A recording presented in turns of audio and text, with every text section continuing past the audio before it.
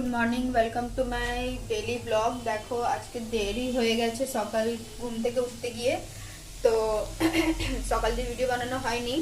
তো সব কাজ অলমোস্ট হয়ে গেছে, মাম্মাম্মু খেয়ে নিয়েছে, পুজোও হয়ে গেছে। তো আমি রান্না করতে চলে এসেছি, তারপরে ভিডিও বানাচ্ছি। দেখো এখানে ভাত হয়ে গেছে, ডালও হয়ে গেছে। এখানে ঢেঁড়স দিয়ে আজকে ডাল করেছি। দেখো ভাই, ডাল হয়ে গেছে। এখানে পেঁয়াজ কেটে রেখেছি, উচ্ছে আলু ভাজাতে দেব। আর একটুখানি কচু আছে, এটাকে সেদ্ধ করব। মাম্মামের জন্য ডাল বের করে রেখেছি, মাম্মা ভাত খাবে বলে। দেখো ডালটা হয়ে গেছে, পুরো ভালো করে ফুটে গেছে ডালটা। তো ডালটা বের করে উচ্ছে আলু ভাজা করব, তারপরে রান্না করে ছাদে যাবো। মামামকে তেল লাগিয়ে ওকে চান করাবো, কেন এখনো চান করেনি। তেল লাগিয়ে চান করাবো, আবার দেখা হচ্ছে গাইস।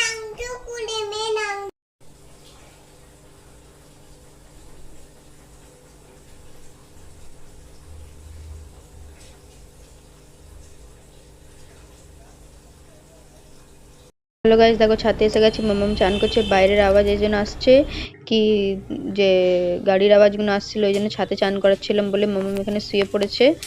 আর আমি আবার যাচ্ছিলাম কচু মাখা করার জন্য। দেখো পেঁয়াজ লাল হয়ে গেছে, পেঁয়াজটাকে আমি ভালো করে লাল করে নিয়েছি। কচুটা আগেই সেদ্ধ করে নিয়েছিলাম। আর 3-4টে লঙ্কা আমি পুড়িয়ে নিয়েছি, নুন দিয়ে ওটা মেখে নেবো। এবার পেঁয়াজটা ভালো করে লাল করতে হবে। দেখো গাইস, পেঁয়াজটা ভালো করে নাড়িয়ে চাড়িয়ে লাল করে নিয়েছি। আর এর মধ্যে একটুখানি নুন দিয়ে লঙ্কাটার মধ্যে ভালো করে চটকে চটকে একদম গুঁড়ো করে নিতে হবে। ভালো করে এইভাবে মেখে নিতে হবে।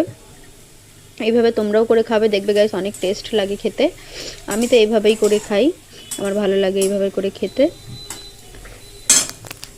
তারপরে সব দিয়ে একসাথে একটু নুন দিয়ে তেল দিয়ে ভালো করে চটকে মেখে নিয়ে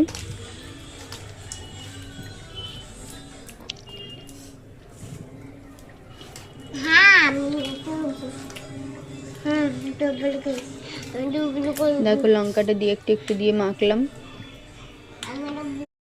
দেখো গাইস, গেছিলাম বাজারে সকালে, তো যাই করে যা তা রান্না করে নিয়েছি। তো এখন গেলাম বাজারে গিয়ে 400। দেখো গাইস, এখানে পেঁয়াজ লাল করছি, আর এর মধ্যে দিয়েছি গোটা গরম মশলা, পেঁয়াজ, তেজপাতা, শুকনো লঙ্কা, একটু বাটারও দিয়েছি। আর এখানে মাংস ম্যারিনেট হয়ে গেছে। আমি এখানে বিছনা পাচ্ছি, দেখো কি সুন্দর ওখানে চুপচাপ বসে আছে, দেখতে পাচ্ছ? ওকে বললাম বিছনা থেকে নাম, আমি বিছনার চাদর চেঞ্জ করব। আর দেখো এই জন্য